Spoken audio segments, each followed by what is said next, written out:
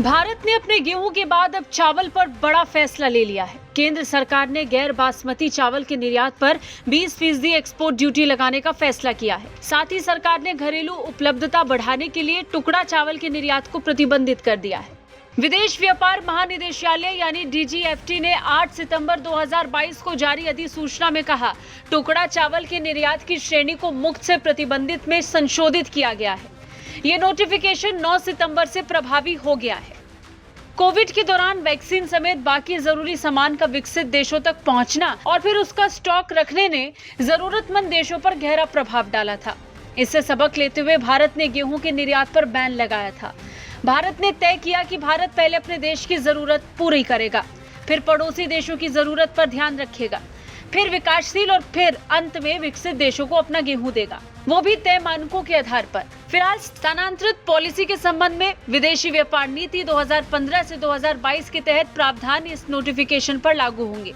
साथ ही 9 से 15 सितंबर की अवधि के दौरान टुकड़ा चावल की कुछ खेपों को निर्यात करने की अनुमति दी जाएगी। नोटिफिकेशन के अनुसार इस अवधि के दौरान एक्सपोर्ट के लिए केवल उसी खेप को अनुमति दी जाएगी जिसका इस अधिसूचना से पहले जहाजों पर लोडिंग शुरू हो गई है। अब सवाल ये उठता है कि ऐसा क्यों हुआ? दरअसल देश के कुछ राज्यों में बारिश कम होने की वजह से धान का बुआई क्षेत्र घटा है। चीन के बाद भारत चावल का सबसे बड़ा उत्पादक है। चावल के वैश्विक व्यापार में भारत का हिस्सा 40% है।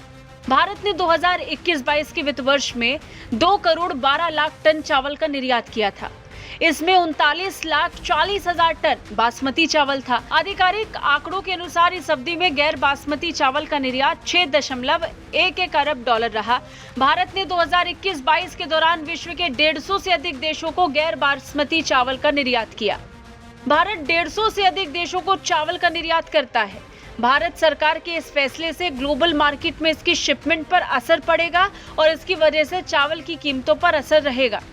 रॉयटर्स के अनुसार भारत चावल का सबसे सस्ता आपूर्तिकर्ता रहा है। भारत ने नाइजीरिया, बेनिन और कैमरून जैसे अफ्रीकी देशों को गेहूं और मकई की कीमतों में तेजी से बचाया है। भारत ने गेहूं के निर्यात को पहले से ही प्रतिबंधित कर रखा है और उसके बाद अब चावल को लेकर यह बड़ा फैसला लिया गया। ब्यूरो रिपोर्ट, भारत तक।